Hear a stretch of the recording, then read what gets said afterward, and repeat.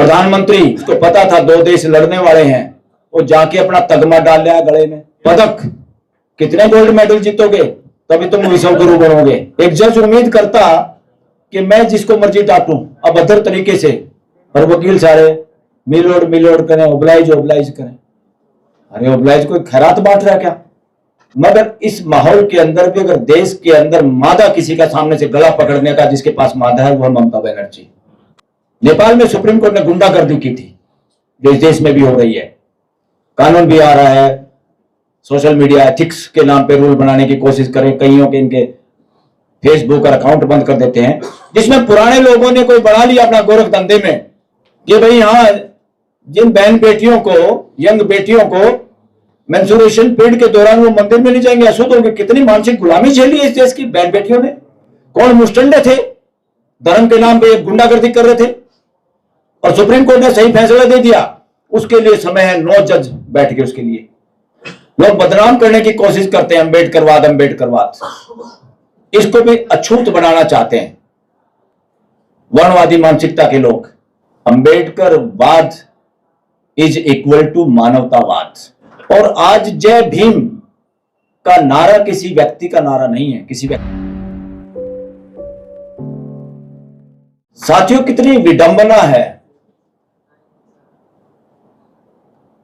पिछले ही साल इस देश के अंदर जो संविधान ने किया, जो पार्लियामेंट में पास हुआ, मगर जो हमारे संविधान की संरक्षक है, देश के लोगों के अधिकारों की संरक्षक जिसकी ड्यूटी है, मर्जी नहीं है, वो सुप्रीम कोर्ट में रिजर्वेशन लागू नहीं था। देखिए कौन लोग हैं, किनको पता नहीं है, कौन लोग उस पर बैठे हुए थे। जस्टिस गवई के वक्त में वो नोटिफिकेशन निकलता है, देश के लोगों को पता भी नहीं था। इसलिए देश के लोगों की भागीदारी सुप्रीम कोर्ट के स्टाफ में नहीं, सुप्रीम कोर्ट के जजों के रूप में नहीं। जब वो नोटिफिकेशन निकला तो इमीडिएट मैंने एक ओपन लेटर सब जजों को लिखा कि ये तो अधूरा हो गया, काम तो बहुत देर से हुआ मगर अधूरा है, इसमें ओबीसी शामिल नहीं है। तो मैं आज उनकी पीठ पीछे भी धन्यवाद देता हूं, उनके चेहरे पे मैंने नहीं दी, सोशल मीडिया में जरूर धन्यवाद किया है चीफ जस्टिस गवई का। उन्होंने एससी एसटी के लिए किया हुआ नोटिफिकेशन रद्दी की टोकरी में फिकवाया और एक कॉमन नोटिफिकेशन निकाला जिसमें ओबीसी, हैंडीकैप, एक्स-सर्विसमैन सबको शामिल किया। तो हम पीछे से भी उस आदमी का धन्यवाद करते हैं। तो साथियों, आज हमें नोटिस आया है सुप्रीम कोर्ट का कि 14 तारीख की छुट्टी है। हर बार ये बदमाशी होती है, हर बार ये बदमाशी होती है। देश में गस्टेड हॉलीडे है सरकारी, मगर सुप्रीम कोर्ट किस चीज का इंतजार करती है कि मौके पे एक दिन पहले आके क्या माहौल देखती है, तब 14 तारीख की छुट्टी होती है। और मुझे था कि ये ऐसे ही करेंगे, तो इसलिए हमने ये प्रोग्राम आज रखा, क्योंकि हम ये प्रोग्राम करना चाहते थे। 2-3 साल पहले ही पहली बार सुप्रीम कोर्ट के प्रांगण के अंदर 14 तारीख के उपलक्ष्य में प्रोग्राम किया गया, उससे पहले हुआ नहीं। किसी ने सोचा तो आवाज नहीं उठी, और किसी ने आवाज उठी तो हमारी सुप्रीम कोर्ट बार एसोसिएशन भी उन लोगों से भरी हुई है जो शायद इस विचार से सहमत नहीं, बिदकते होंगे। और जब ये बात हुई तो हमने किसी साथी को कहा कि एससीबीए में सेक्रेटरी प्रेसिडेंट से बात कर लो, कोई दिक्कत आए तो मुझे बताना। जब बात की तो जवाब भी आया, ये नीचे जहां वकील बैठते हैं वो तो सुप्रीम कोर्ट की जगह है, आपको सुप्रीम कोर्ट से इजाजत लेनी पड़ेगी। प्रोग्राम कल रखना चाहते हैं हम, आज ये बात हो रही है, जहां वकील बैठते हैं वो भी बहाना देखिए एसोसिएशन में बैठे हुए लोगों का भी। तो हमने एक ट्रिक अपनाई, हमने अपनी बात ईमेल कर दी जजों के पास, और कुछ ही देर में एक जज का रिस्पॉन्स आया, वो थे जस्टिस गवई। उस वक्त चीफ जस्टिस नहीं बने थे कि मैं इस प्रोग्राम में आऊंगा, जबकि उनको ये नहीं पता कि हॉल का परमिशन का कोई इशू है या SCBA एसोसिएशन को टांग अड़ा रहा है। उस टांग की हमें कोई चिंता नहीं थी, हमें पता था कोई टांग अड़ाने वाला नहीं, जब हम चलेंगे तो टांग हट जाएगी। तो जो ही पता चला और उसको सर्कुलेट हुआ सुप्रीम कोर्ट के वकीलों के ग्रुप में, तो वही लोग जो मना और टांग अड़ाने वाले थे उससे सबसे पहले खड़े मिले वहां पे कि हम भी भेंट करेंगे फूल, हम भी आगे खड़े होकर फोटो खिंचवाएंगे। बट आई वॉज स्ट्रिक्ट, मैं उसमें स्ट्रिक्ट था, मगर साइड में करो इन सबको, दो चेहरे नहीं एक्सेप्टेबल हो सकते। इसको जो ऑर्गेनाइज कर रहे हैं वो अपने तरीके से इसको ऑर्गेनाइज करेंगे। और that was the biggest programme ever in the supreme court. जितने वकील उसमें शामिल हुए आज तक किसी ऐसे प्रोग्राम में शामिल नहीं हुए। तो इसका मतलब उस दिन वकील इकट्ठे हुए, उन्होंने भी एक दूसरे को पहचाना कि हम इस विचार से सहमत या मानवतावादी कितने एडवोकेट हैं। यहां पे लोग बदनाम करने की कोशिश करते हैं, अम्बेडकरवाद अम्बेडकरवाद, इसको भी अछूत बनाना चाहते हैं वर्णवादी मानसिकता के लोग। अम्बेडकरवाद इज इक्वल टू मानवतावाद। और आज जय भीम का नारा किसी व्यक्ति का नारा नहीं है, किसी व्यक्ति का नाम नहीं है, यह यूनिवर्सली एक्सेप्टेड नारा है। जय भीम का मतलब है मानवतावाद, जय भीम का मतलब है समानतावाद, जय भीम का मतलब है भाईचारा। इसलिए नारा भी वही लगाया जाए जिसमें मानवता झलकती हो। दूसरा नारा लगाना बंद कर दो, कोई लगवाए तो तभी मत लगाओ। जिन नारों में राजशाही तानाशाही भेदभाव झलकता है उन नारों को जूते मारो, यानी उनसे दूर रहो, उनका प्रचार प्रसार ना करो, उन नारों को स्वीकार भी मत करो। स्वीकार करने से मजबूत होती हैं चीजें। तो साथियों, डॉक्टर BR अम्बेडकर जिस ड्राफ्टिंग कमेटी के चेयरमैन थे, जो संविधान बना है, उस संविधान का मतलब था 140 करोड़ लोगों का ये परिवार कैसे सुख शांति और भाईचारे के साथ जी पाए। उस डॉक्यूमेंट का नाम है संविधान। जो सबके साथ जीने का प्रोग्राम जिसमें हो, प्रकृति के साथ भी हार्मोनी के साथ जीने का प्रोग्राम जिसमें हो, उसका नाम है संविधान। साथ साथ मिलके रहना, साथ साथ जीने का विधान कार्यक्रम।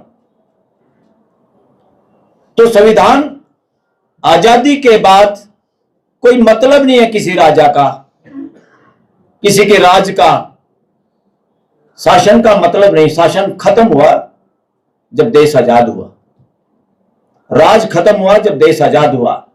राजाओं का जमाना नहीं है, किसी का राज नहीं है, मगर एक बेवकूफी वकील, हमारी बिरादरी, जजिज और देश के लोग भी इस बात को नहीं समझ पा रहे कि इस देश में रूल नहीं है, किसी का राज नहीं है, क्योंकि कोई रूलर नहीं है, कोई शासक नहीं है। तो रूल ऑफ लॉ शब्द बार बार वकील यूज करते हैं, मैं कहूं इसको कूड़ेदान में फेंको। रूल ऑफ लॉ नहीं है। संविधान के अंदर, लोकतंत्र के अंदर सिस्टम ऑफ लॉ होता है, कानून की व्यवस्था होती है, कानून का शासन नहीं होता। क्योंकि रूल आते ही आदमी डंडा मारे या किसी कानून के बहाने से कोई आदमी डंडा मारे, वो दोनों ही अपराध है। तो रूल नहीं, क्योंकि कोई रूलर नहीं।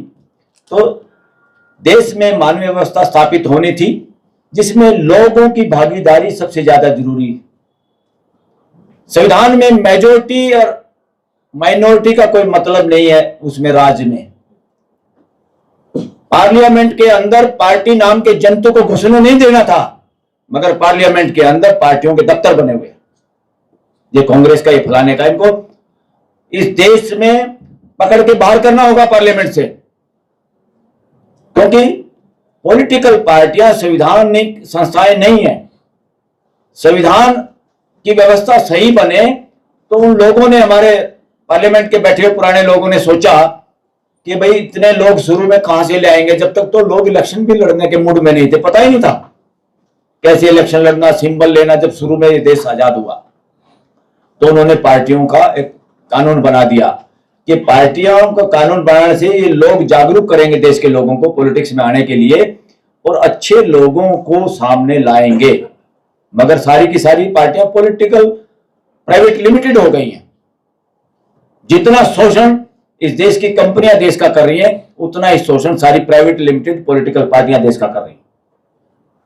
जिसको भी देखो, हमारा नेता कैसा हो, XYZ जैसा हो, कोई ये नहीं नारा लगवा रहा हमारी व्यवस्था कैसी हो, संविधान के मुताबिक हो, इस तरह का नारा नहीं लगता, हमारा नेता कैसा हो। पार्लियामेंट के अंदर तालियां पीटने वाले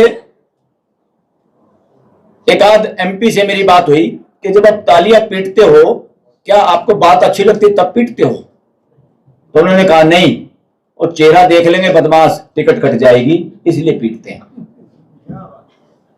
ये सिचुएशन है। तो मैं कहा आप मदारी के बंदर हो? बोले कुछ भी कह लो, आप वकील हैं। गले में घरेलू डॉग की तरह, कुत्ते की तरह जनप्रतिनिधियों के गले में पट्टा है। इसलिए कोई MLA MP की दौड़ में उसके लिए पहले भ्रष्टाचार करो, पैसे को करो, कोई जमीन जायदाद बेचो और फिर जाके ठगी ठोरी करो, इससे घटिया जिंदगी से ज्यादा बदतर क्या हो सकता है? मतलब परमानेंट पार्लियामेंटेरियन क्यों नहीं बनकर रहना चाहते? अब आपको और मेरे को कौन रोकेगा बोलने से? वो तो बेचारे सवेरे की गुड मॉर्निंग भी वो करेंगे जो पार्टी बताएगी कि ओम गणेशाय नमः भेजो आज, या जय श्री राम भेजो। वो तो मजबूरी में बेचारे, जिसने तिलक नहीं लगाया, तिलक लगा के DP लगानी पड़ती है। ये सिचुएशन है लिबर्टी की, इंडिपेंडेंस की। देश के युवाओं को रोंदा जाता है, नारे लगवा लगवा के बुढ़ापा आ जाता है, उनको पॉलिटिक्स में जगह नहीं मिलती। कितने युवाओं की जिंदगी बर्बाद इस देश में हो रही है। देश को इस तरह के पॉलिटिशियन की अब जरूरत नहीं है, देश को बोलने वाले लोगों की जरूरत है। देश का बोलने में नंबर 161वां है 180 देशों में। किसने डराया देश? कौन बदमाश इस देश को डरा रहे हैं? तो सबको स्पष्ट है कौन डरा रहे हैं। उस डराने में मदद कौन कर रहा है? इस देश की हाई कोर्ट और सुप्रीम कोर्ट। हाई कोर्ट और सुप्रीम कोर्ट अपराधी हैं देश की, कि देश के लोगों को 70-80 साल के बाद भी असमानता जो है वो झेलनी पड़ रही है। लोगों को जातिगत आधार पे एक दूसरे के साथ भेदभाव झेलना पड़ रहा है। लोगों को गलत तरीके से लूट खसोट करके, वोटों के साथ गड़बड़ करके जीते हुए लोगों को आप न्याय नहीं कर पा रहे देश की जनता के साथ। जबरदस्ती वो उनके जनप्रतिनिधि बने बैठे हैं। बहुत सारे बन जाते हैं, 5 साल हो जाते हैं, जब तक उसका टेन्योर पूरा हो जाता है न्याय नहीं मिलता। साथियों, ताजुब तो जब हो गया इस देश के लैंड एक्विजिशन कानून को एक यहां के सबसे घटिया, सबसे भ्रष्ट जज अरुण मिश्रा, जो ह्यूमन राइट कमीशन का चेयरमैन, बताइए, ह्यूमन राइट की ऐसी की तैसी फेरने वाला ह्यूमन राइट कमीशन का चेयरमैन, यानी चोर को थानेदार। उसने पार्लियामेंट के बनाए हुए कानून की धज्जियां उड़ाई, उसने जुडिशियल इनडिसिप्लिन किया, और उस जुडिशियल इनडिसिप्लिन के बावजूद, क्योंकि बराबर जो 2 जज का फैसला वो दूसरे 2 जज को बाद में मानना पड़ता है। अगर वो 2 जज उससे असहमत है, कोई अन्याय है उसके अंदर, तो उनको लिख के भेजना पड़ता चीफ जस्टिस को, हम इस किए हुए पुराने न्याय से सहमत नहीं है, इसमें बदलाव की जरूरत है, समीक्षा की जरूरत है। तो सुप्रीम कोर्ट का चीफ जस्टिस की फिर ड्यूटी है, मर्जी नहीं, को 3 जजों के पास भेजा जाए। इसका नाम है जुडिशियल डिसिप्लिन। किस तरह काम करना होता है। उसने पट्टे ने खुद ही 2 जज के फैसले को नकार दिया और अपना नया फैसला दे दिया। ऐसे आदमी से, ऐसे जज से काम छीन लेना चाहिए था। वो नकार आदमी था, फ्रॉड आदमी था, उसने फ्रॉड किया देश की न्यायिक अस्मिता के साथ। मगर फिर जब 3 जजों का टकराव हुआ फिर उसी लैंड एक्विजिशन के मामले में, तो कॉन्स्टिट्यूशन बेंच बिठाया और कॉन्स्टिट्यूशन बेंच में उसको नंबरदार बना दिया, चेयरमैन 5 जजों की टीम का। और किसने बनाया? वन ऑफ द घटिया चीफ जस्टिस, जिसका नाम गोगोई, जो पार्लियामेंट में पहुंच गया था बाबरी मस्जिद के फैसले के बाद, जिसपे सुप्रीम कोर्ट के अंदर महिला के साथ छेड़खानी का जिसपे आरोप था। उसने शनिवार को अदालत लगा ली, ऐसे जैसे पुराने कोई बेहुदा चरित्रहीन राजा अपने अदालत अपने आप लगा के घंटा बजा लेते, उसने ऐसे किया। और हमारी सुप्रीम कोर्ट बार का प्रेसिडेंट भी पहुंच गया वहां चमचागिरी के लिए। उसको बोलना तो ये चाहिए था, ताला लगाओ इस कोर्ट को, शनिवार को आप खुद ही चोर, खुद ही थानेदार, खुद ही जज, कैसे कर सकता है देश की न्यायिक व्यवस्था के साथ मजाक। उसने ऐसा किया और उसी ने वो बेंच गठित किया, उसी ने ऐसे बेहुदा नकारे भ्रष्ट आदमी को उसका बेंच का अध्यक्ष बनाया। और उसने पार्लियामेंट के कानून और किसान और छोटे जितने भी किसान हैं जिनकी लैंड एक्वायर होती है, किसी आम आदमी का घर भी होता है, उन सबके खिलाफ आदेश देने का काम किया। तो ये काम जो था, सुप्रीम कोर्ट के जज जागरूक होते, जिम्मेदार होते, बार एसोसिएशन जिम्मेदार होती, उसकी हिम्मत नहीं थी। उसको कहा गया तुम इससे हट जाओ केस से, तुम इस केस को नहीं सुन सकते। पूरी दुनिया में अपमान हुआ हमारे जुडिशियल सिस्टम का। यानी वो उसी तरह था जैसे कथा कहानी में है कि द्रौपदी का चीरहरण हो रहा था और उसके घर के खुद बुजुर्ग आंख नीची करके उस सीन को देख रहे थे। हम वकीलों का रोल उस वक्त वही था। और आज मुझे अपने ऊपर भी क्रोध आता है कि मैं केस में किसी पार्टी की तरफ से तो नहीं था, मगर मेरे से भी चूक हुई। मैं उस सीन को देख रहा था कि कितनी बदमाशी चल रही। आज के बाद ऐसा होगा, मैं रुकूंगा नहीं। और हमारे बहुत सारे साथी ऐसे जो रुकेंगे नहीं। हम आपके साथ हैं सर। नहीं, देश की जनता की तरफ से हमारी ड्यूटी है कि हम संविधान और सिस्टम की धज्जियां ना उड़ने दें। और एक मंदिर पे, एक सबरीमाला मंदिर कोई, जिसमें पुराने लोगों ने कोई बना लिया अपना गोरख धंधे में कि भाई यहां जिन बहन बेटियों को, यंग बेटियों को मेंस्ट्रुएशन पीरियड के दौरान वो मंदिर में नहीं जाएंगे, अशुद्ध होंगे। कितनी मानसिक गुलामी झेली है इस देश की बहन बेटियों ने। कौन मुस्टंडे थे, धर्म के नाम पे गुंडागर्दी कर रहे थे, और सुप्रीम कोर्ट ने सही फैसला दे दिया। उसके लिए समय है, 9 जज बैठ गए उसके लिए। किसने बिठाया उनको, किसके कहने पे वो बेंच बनाया चीफ जस्टिस ने? मैं क्वेश्चन करता हूं देश के वकीलों की तरफ से, ये गलत है, ये सुप्रीम कोर्ट के समय का दुरुपयोग है, ये किसी के इशारे पे गठित बेंच है। मगर देश की बहन बेटियों को, देश के लोगों को खड़े हो जाना चाहिए जिनके घरों में आगे बेटियां पैदा होने वाली है। इस तरह का न्याय रिलीजन के नाम पे किसी को करने नहीं दिया जाएगा। मैं तो कहता हूं उस मंदिर का भी राष्ट्रीयकरण करने की जरूरत पड़ेगी, वहां से पंडे पुजारी भगाने पड़ेंगे। वो देश की जनता के पैसे से बना हुआ है, उससे सामाजिक और समाज के भले के काम हो। फ्यूचर में इस देश के सारे मंदिर हो, मस्जिद हो, गुरुद्वारा हो, गिरजाघर हो, जो देश के पैसे से बने हैं, अगर मानवता को जोड़ने का काम नहीं करेंगे, क्योंकि मेरा गुजारा 140 करोड़ लोगों के साथ भी नहीं है, मेरा गुजारा पूरे 800 करोड़ के साथ है। उस पूरे परिवार से मुझे कोई जुदा करेगा तो मेरे को ऐसे धर्म की कोई परवाह नहीं। ये हर मानव चाहता है, हर युवा चाहता है, हमारे से ज्यादा तो युवा चाहते हैं। तो साथियों, जो व्यवस्था बननी थी उस व्यवस्था का देखने वाले का नाम हमने रख दिया जज है। कॉन्स्टिट्यूशनल कोर्ट, संवैधानिक संस्थाएं, अदालतें, हाई कोर्ट और सुप्रीम कोर्ट, और इनको हमने बिठा दिया 10 फुट ऊंचे मचान पे। यानी कुर्सी ऊंची है ना इनकी।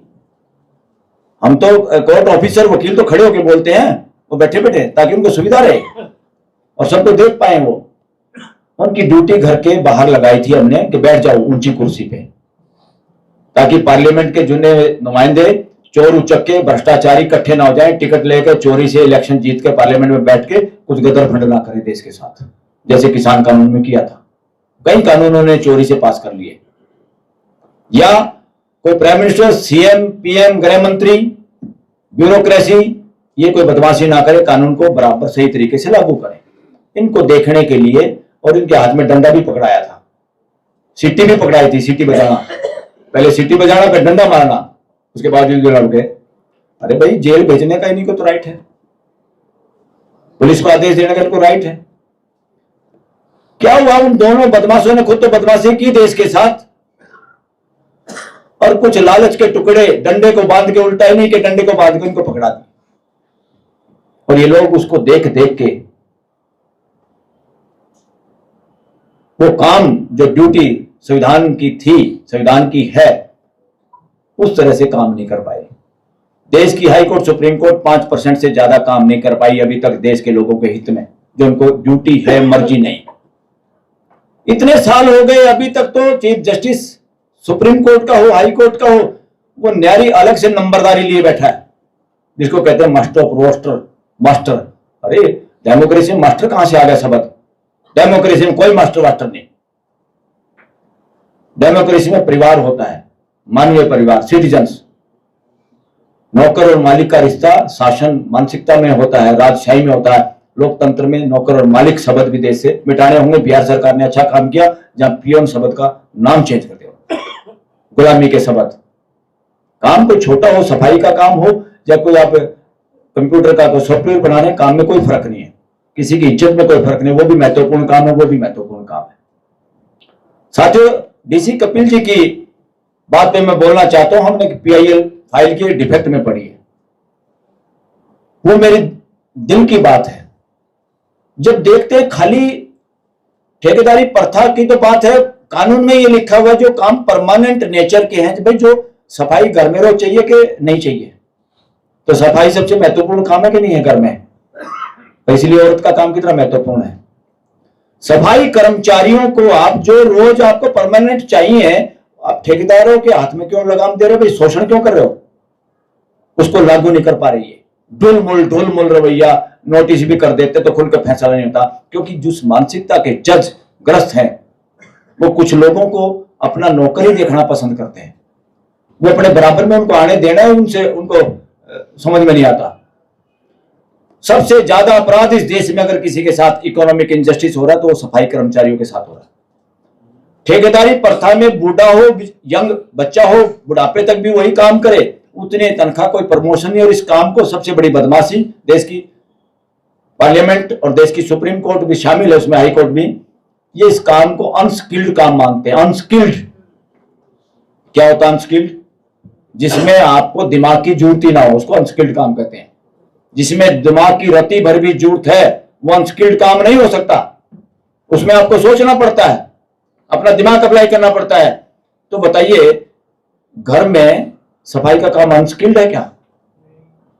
अनस्किल्ड का मतलब होता है भाई इस मेज को धक्का देकर सरका दो 10 फुट, उसको अपना दिमाग नहीं लगाना, वो मारेंगे धक्का, उसमें शीशे का कुछ होगा तो गिर जाएगा, उनका दोष नहीं है वो, उसको कहते हैं अनस्किल्ड काम। अगर वो टूट जाता है उसके आप ऊपर उसमें क्रोधित होते हैं तो फिर अनस्किल्ड नहीं, वो काम स्किल्ड था, अनस्किल्ड तरीके से किया है। इसलिए सफाई का एक भी काम अनस्किल्ड काम नहीं है।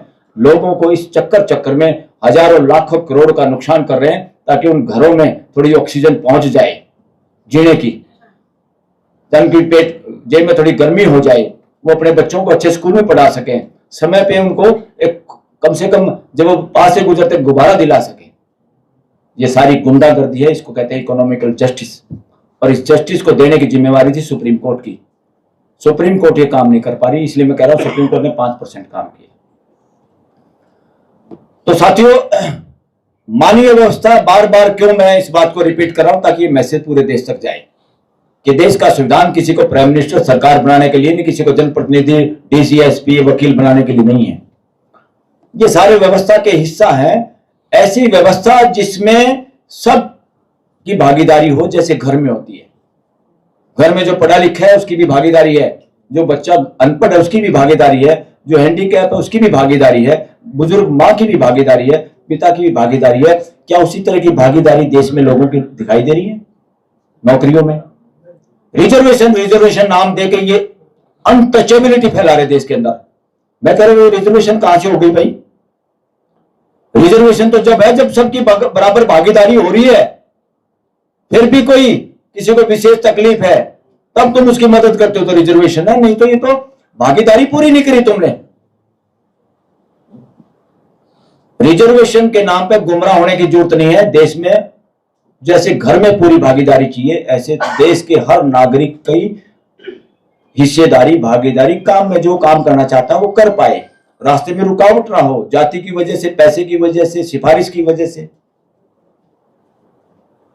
जजों पे आरोप लगते हैं भाई तुम मेरा केस मत सुनना, वो जज इतने जिद्दी है कि मैं ही सुनूंगा। तो ये व्यवस्था है गुंडागर्दी। हाई कोर्ट की एक जज है जो केजरीवाल जाता है, पहले तो यहाँ एक बहादुर लेडी आई थी, बंगाल की मुख्यमंत्री, मैं उसको, मुझे नहीं पता उसका पॉलिटिकल में क्या है, वो भ्रष्टाचार करती है कि नहीं करती है, मगर इस माहौल के अंदर भी अगर देश के अंदर मादा किसी का सामने से गला पकड़ने का जिसके पास मादा है वो है ममता बनर्जी। वो खुद आई भी यहां पर, वो शायद ये इसलिए आई थी कि चीफ जस्टिस कुछ शर्माए, ये समझ ले कि जब मैं यहां आई हूं कोर्ट के अंदर हम्बल तरीके से, मैं कोर्ट के बाहर भी जनता के साथ आ सकती हूं, ये वो कहना चाहती थी। जैसे नेपाल में हुआ था, नेपाल में सुप्रीम कोर्ट ने गुंडागर्दी की थी जो इस देश में भी हो रही है, कानून भी आ रहा है, सोशल मीडिया एथिक्स के नाम पे रूल बनाने की कोशिश करें, कईयों के इनके फेसबुक और अकाउंट बंद कर देते हैं। इन्होंने सभी सोशल मीडिया जिसके सब्सक्राइबर बहुत ज्यादा हैं उनको सबको खरीदने की कोशिश की, बहुत सारे बिक भी गए, जो नहीं बिके हैं वो यहां बैठे हैं, इनको सैल्यूट करो। ये भी बेचारे डरे हुए हैं, कभी ये भी हो जाए बंद हो धंधा पानी रोटी पानी का जुगाड़ खराब हो जाए। भाई किसी को ऐसी दिक्कत आए तो बता देना, आप लोगों के नाम का कटोरा हम उठाएंगे, आपको भूखा नहीं रहने देंगे।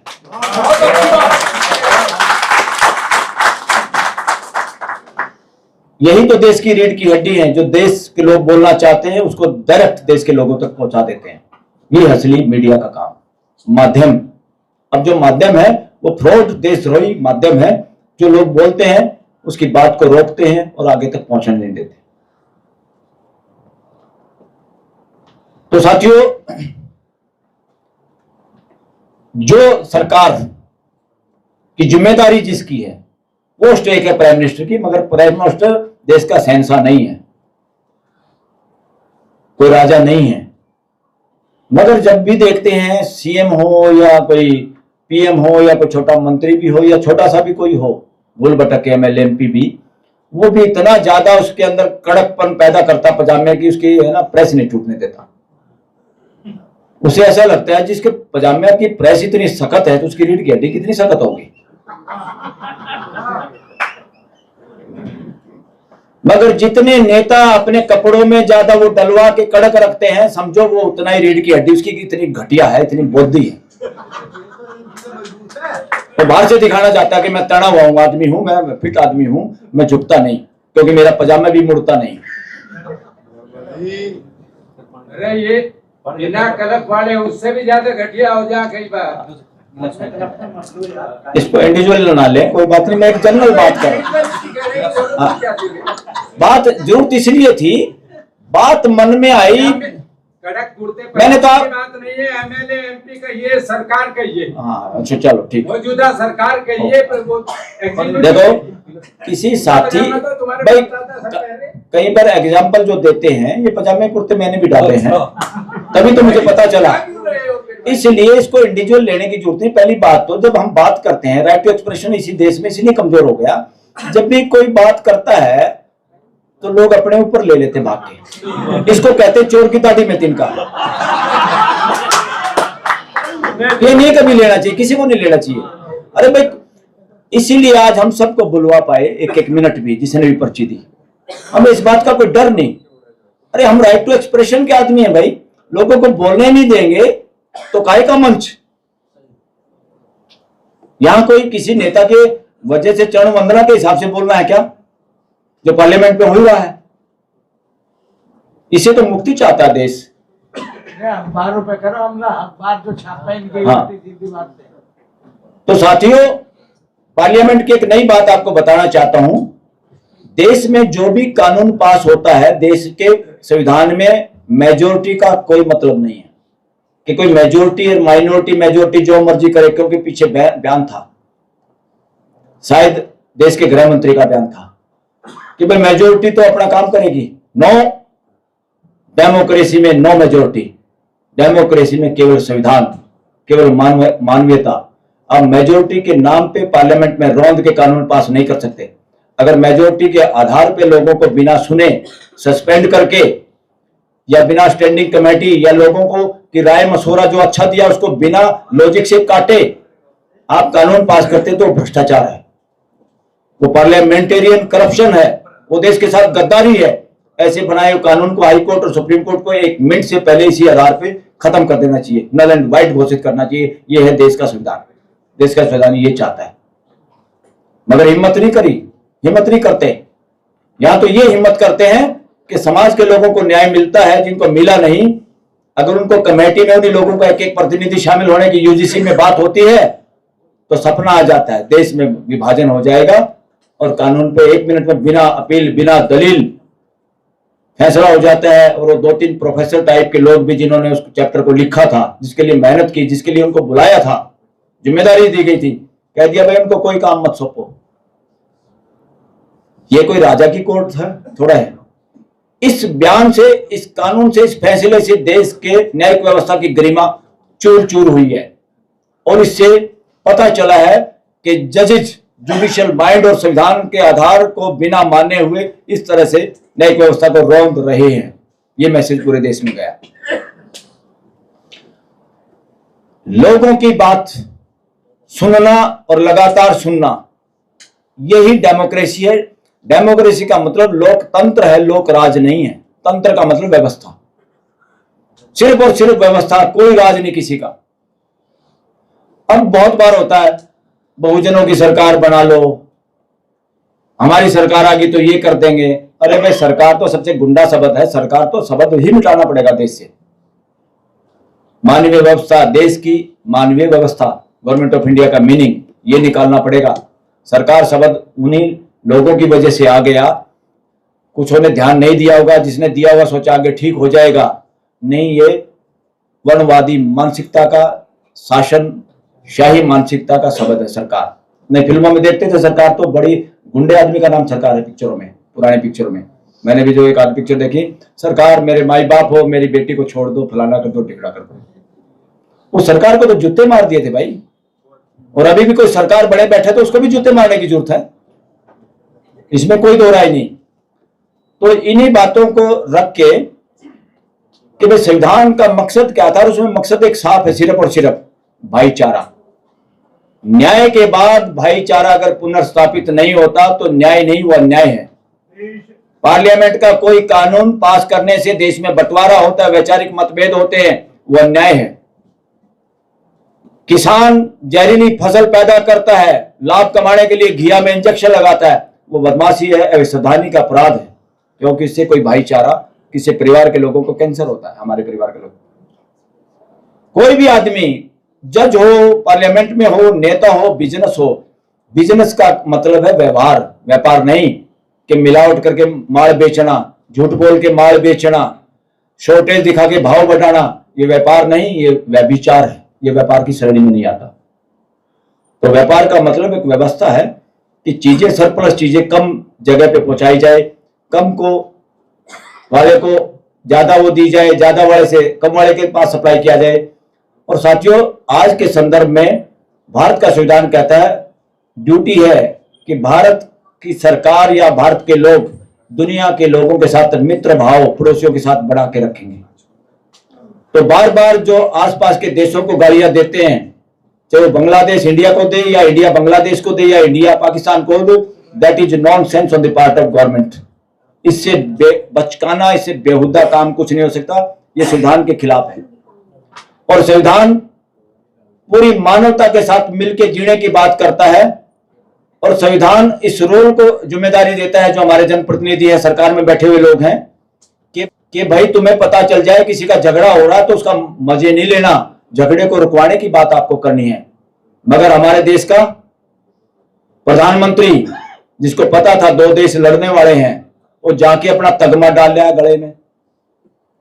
पदक, कितने गोल्ड मेडल जीतोगे तभी तुम विश्व गुरु बनोगे।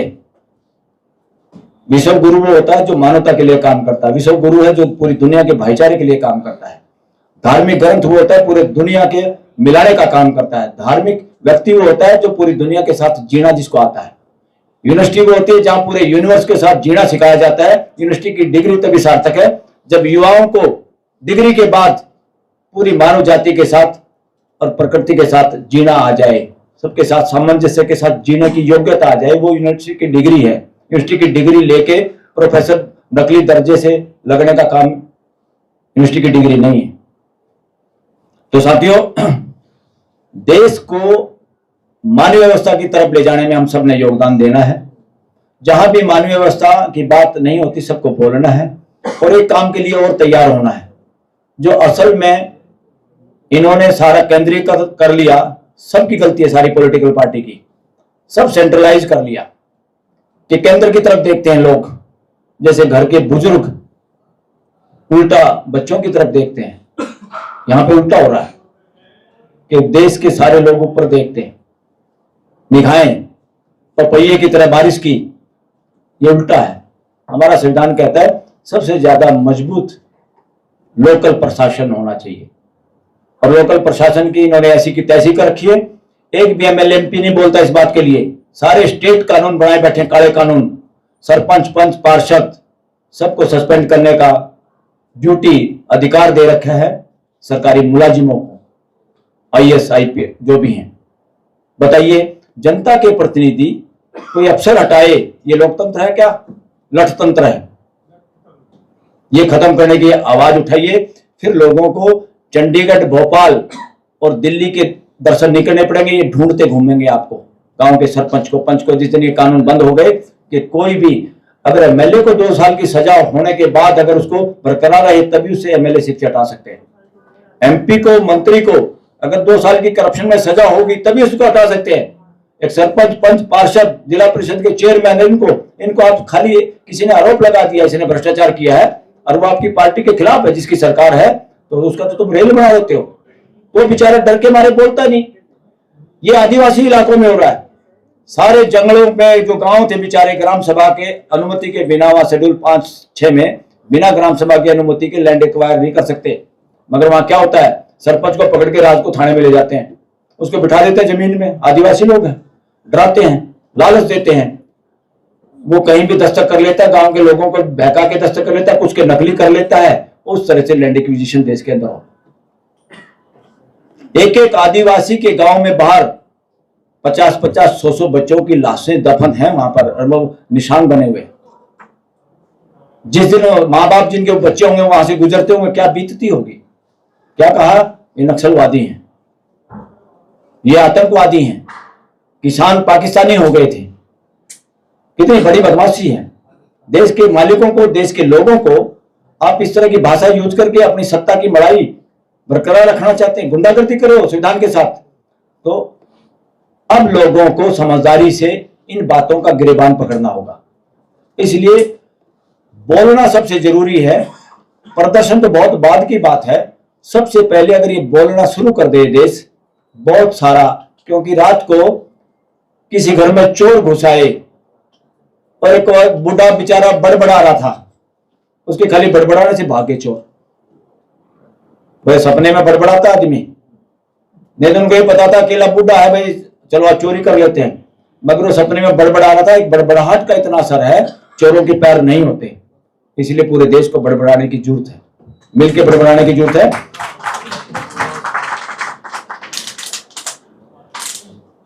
Doctor B R. अम्बेडकर की पुकार, बड़बड़ाएं बारंबार। डरने की जरूरत नहीं है। बहुत सारे लोग, अब देखा, हमने भी यहां देखा, सुप्रीम कोर्ट के कुछ ऐसे जज थे, बड़े जूनियर भी थे, मगर सरकार के बड़े प्रिय थे। एक तो सरकार के प्रिय जज थी एक लेडी, क्या नाम था उसका, गुजरात से आई थी, बेला त्रिवेदी। वो जजों के साथ, वकीलों के साथ बदतमीजी करती थी। जब वकीलों के साथ भी बदतमीजी करी और वो जमानत तो देती नहीं थी, वहां तो निश्चित हो जाती थी सरकार, हम जो चाहते हैं ऐसा फैसला आएगा। ये सब का मानना है वकीलों का। तो हमने आवाज उठाई, मैंने एक आवाज उठाई कि जजों के यहाँ आने में हमारा रोल नहीं है, मगर इनके जाने में इनका झलूस निकालना हमारा परम ड्यूटी है। देश को बताना पड़ेगा किसी ने काम किया, किसी ने नहीं किया। तो इसको फेयरवेल पार्टी ना दी जाए। वो पता नहीं कैसे हुआ, तो सुप्रीम कोर्ट बार एसोसिएशन ने वो मुद्दा उठा लिया, एक्सेप्ट कर लिया। वो लुगाई 20-22 दिन पहले भाज गई, हिम्मत नहीं हुई कोर्ट में बैठने की,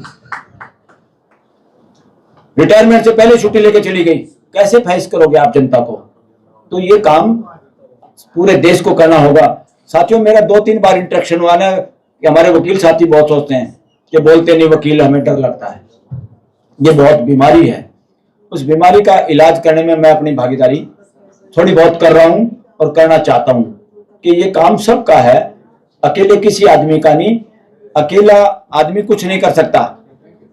3 एग्जाम्पल मैं देता हूं जहां पे जजों के साथ मेरी अपनी डायरेक्ट टसल हुई। उस टसल के लिए सारे वकीलों को तैयार होना चाहिए। सारे वकील ऑफिसर ऑफ द कोर्ट है। जज की इज्जत है तो वकील की भी उससे पहले इज्जत है। जज अगर हम्बल तरीके से वकील को ना बोले तो वकील को नहीं कह सकता वो कि आप हम्बल तरीके से बोलिए। साथ है। तो हम्बलनेस से रिस्पेक्ट हम जज को नहीं दे रहे, उसके व्यवहार को, उसकी ड्यूटी को दे रहे हैं। मगर जो बदमाशी करता है, रूड बिहेवियर करता है, उसको उस भाषा में जवाब देना बहुत जरूरी है देश के सिस्टम को मजबूत करने के लिए। 3 बार मेरे को इस तरह से थोड़ा सा जवाब देना पड़ा। नंबर 1, सीजीआई, जो मौके का सीजीआई, किसी केस में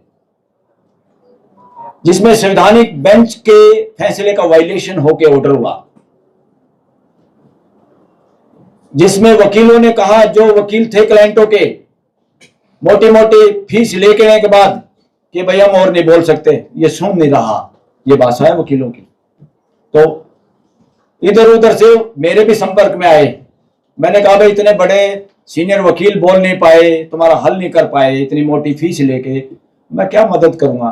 बोले सर आपसे थोड़ी सी होप है, आप हमारी बात रख दो। तो मैंने वो बात पूरे कानूनी दृष्टि से दमदार तरीके से रखी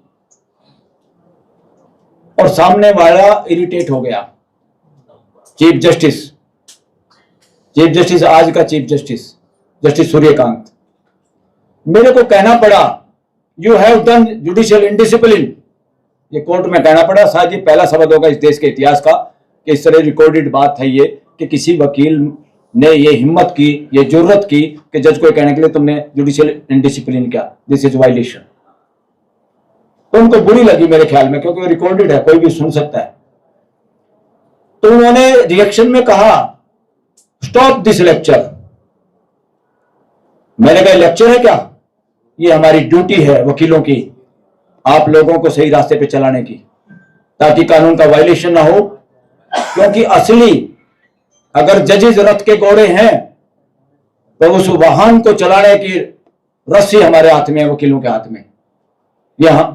ये हमारे आर्गुमेंट दोनों पक्षों के तय करते हैं कि सही दिशा में रथ न्याय का चले। तो उस बात से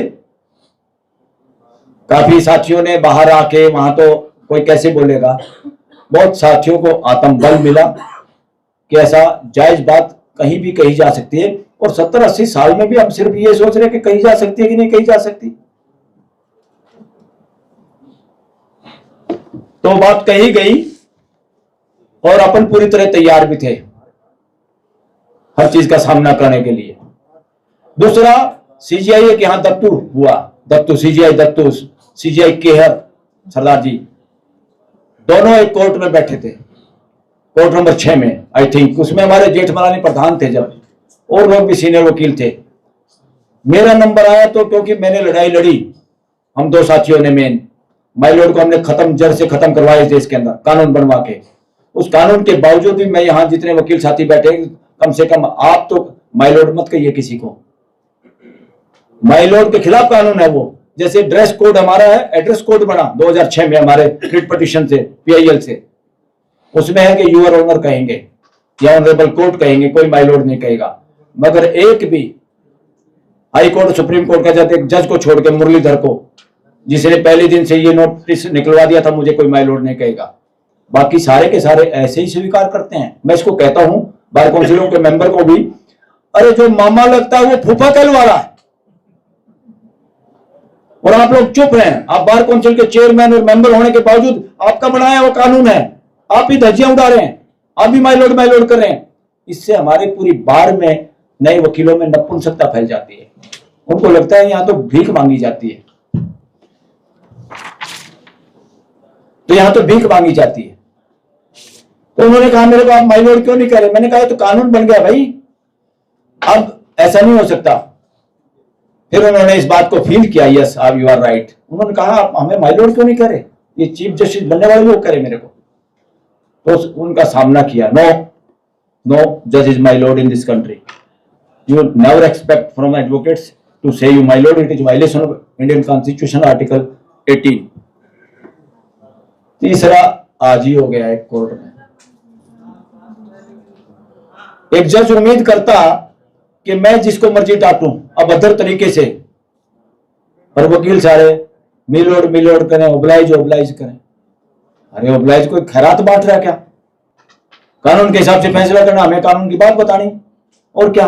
और जो एस्टेब्लिश्ड कानून है फैसला, उसके हिसाब से आपको फैसला करना। आप इधर उधर नहीं जा सकते, इधर उधर जाना चाहते तो उसकी रीजनिंग देनी पड़ेगी आपको, चोरी चकारी से नहीं कर सकते। और आज जो पीढ़ी यहाँ पर आई है और हम लोग हैं, हम टेढ़ा मेढ़ा नहीं चलने देंगे किसी भी जज को आप। इसलिए सभी को इसमें योगदान करना है, नई पीढ़ी को। तो क्या आप जज हैं तो आप हमें से उम्मीद करते हो इज्जत से बोलें, पहली ड्यूटी आपकी है, you must be more humble than advocates. तो साथियों, खरबूजे को देख के रंग बदलता है। हम इस मामले में कोई, मेरे को नहीं लगता हम कोई खास काम कर रहे हैं, ये तो हम सबकी ड्यूटी है।